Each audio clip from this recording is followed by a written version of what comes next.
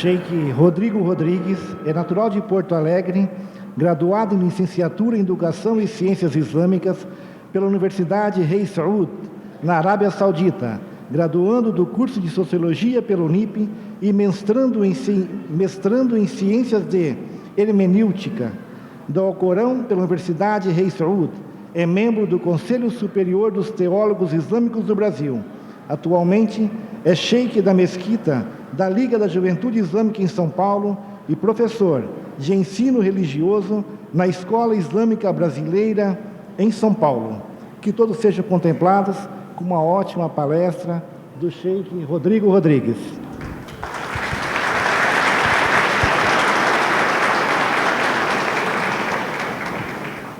Senhores e senhoras, Assalamu alaikum wa rahmatullahi wa barakatuh. A saudação do Islã para todos é que a paz esteja sobre vós, que a paz esteja com todos nós. Antes de agradecer aquelas pessoas que trabalharam para que este evento fosse realizado, queria lembrar os senhores e a mim mesmo também, que geralmente o último palestrante as pessoas têm dó e têm pena e rezam misericórdia por ele.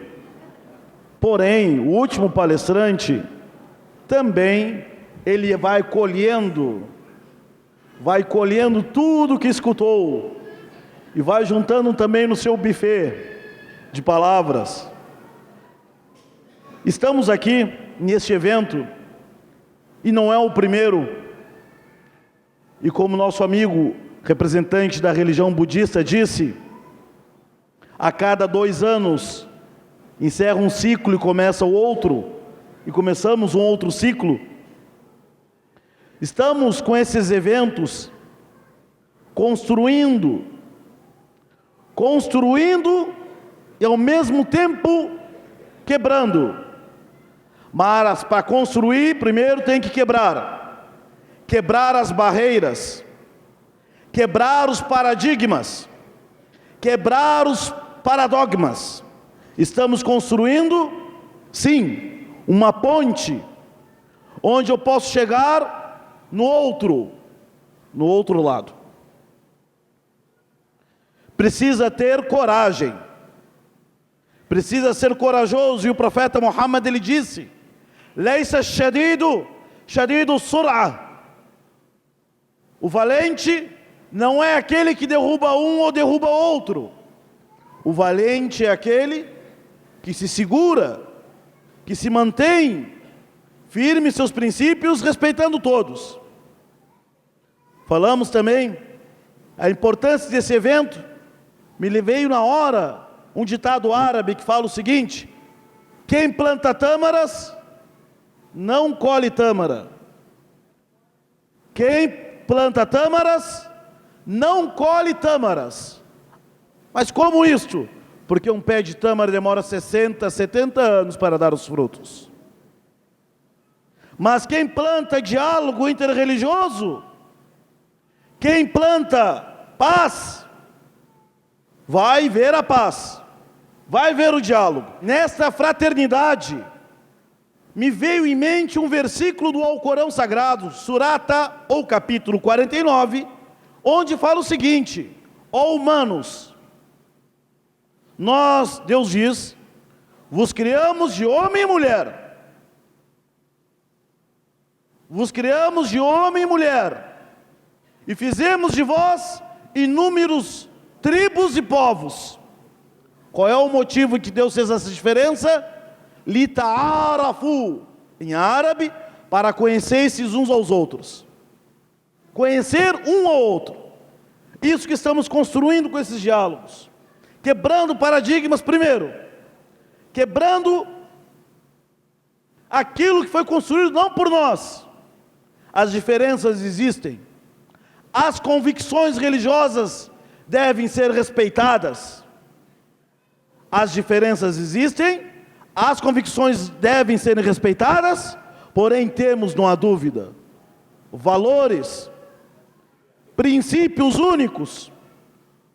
Exemplo, se eu falar um trecho do Alcorão, qualquer pessoa dessa mesa pode dizer, mas isso também existe na minha religião. Um deles fala no Alcorão: Inna Allah ya'muru bil adl wal ihsan wa ita'i dhil qurba wa yanha 'anil fahsha wal munkar wal baghi. Que Deus ordena a justiça, Deus ordena a bondade, e Deus ordena ajudar o próximo. Isso existe em em qualquer religião dessa mesa. E Deus proíbe a obscenidade, Deus proíbe a covardia, e Deus proíbe a injustiça. São princípios universais, que se esse versículo fosse colocado em outra religião, essa religião diria: também acredito e defendo isto. Também.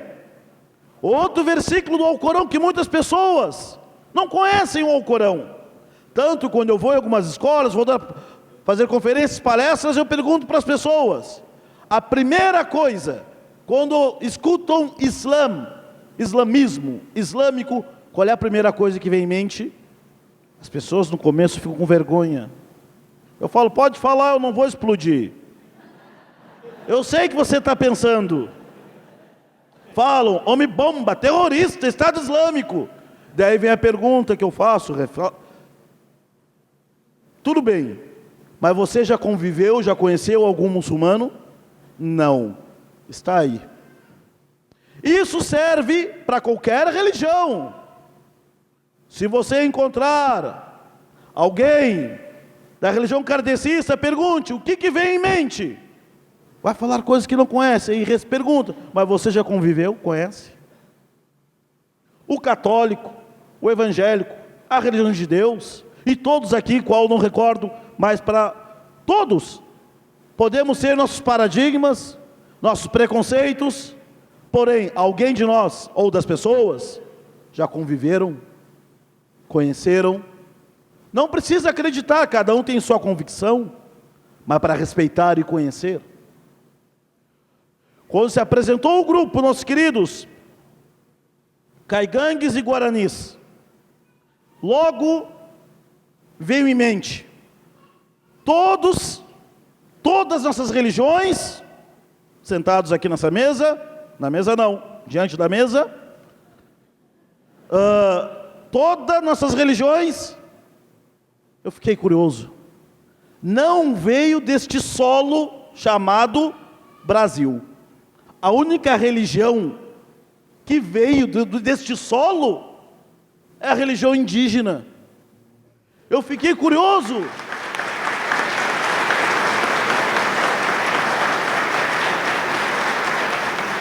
Eu pensei: Muhammad nasceu na Arábia, Moisés não nasceu aqui, Jesus lá na Palestina, na Terra Santa. E eu pensei: esses são os brasileiros, e nós estamos falando de paz, e eles querem viver na terra deles em paz, e faz parte da nossa, que se formos coerentes com aquilo que acreditamos e pregamos, devemos fazer de tudo para essas pessoas, esses nossos semelhantes, esses nossos irmãos de sangue, viver em paz. Temos que fazer esse esforço por nós e por eles. O Islã hoje é uma das religiões mais distorcidas, porque as pessoas, quando falam: você é sheik muçulmano, você é do Estado Islâmico, aquilo não é nem um Estado, e as atitudes não são nem islâmicas. E eu gostaria de estar falando sobre o que era o Islã, mas infelizmente eu acabo falando sobre aquilo que não é do Islã. Queridos presentes, toda religião faz bem ao ser humano, desde que a pessoa siga e acredite aquilo com coerência. E por falar sobre coerência, me veio em mente também, eu não cessei de escrever aqui, mudei todo o meu discurso. Tem um sociólogo, filósofo polonês, chamado Zygmunt Bauman, famoso, conhecidíssimo. Ele tem um livro chamado A Modernidade Líquida, que trata o mundo líquido e o mundo sólido. Pós-modernidade. Se antes, o que era o sólido antes? Era a família, era sólida. Os princípios, a religião era sólida. A tradição era sólida. As pessoas tinham para onde voltar. Podia ir longe, mas retornava para a família. Podia ir longe, mas tinha religião. Podia ir longe, mas tinha tradição e não poderia desrespeitar. Quando veio essa pós-modernidade, quando entrou o Facebook na nossa vida, quando entrou o WhatsApp na nossa vida, ficou tudo líquido. Tudo líquido. Ou seja, daqui a pouco evapora. O relacionamento das pessoas tornou-se líquido. E nunca como antes, as pessoas viram que necessitam da religião e das religiões, pois as religiões faz parte do mundo sólido. A religião, a família e a tradição. Claro, se eu falar muito alto, alguém vai dizer, esse sheik é conservador. Sim, conserva os valores religiosos, os valores familiares e nossas tradições, seja qual for. O mundo líquido é aquela relação líquida que evapora, e vem as religiões para preservar aquilo que querem que se percam. O Alcorão fala o seguinte verso, o seguinte versículo: Wal Asr, pela época, pela tarde, que o ser humano está no caminho da perdição. Não é de hoje. O ser humano está no caminho da perdição, exceto aqueles que creem, praticam os bons atos, aconselham uns aos outros a verdade, aconselham uns aos outros a paciência, a perseverança.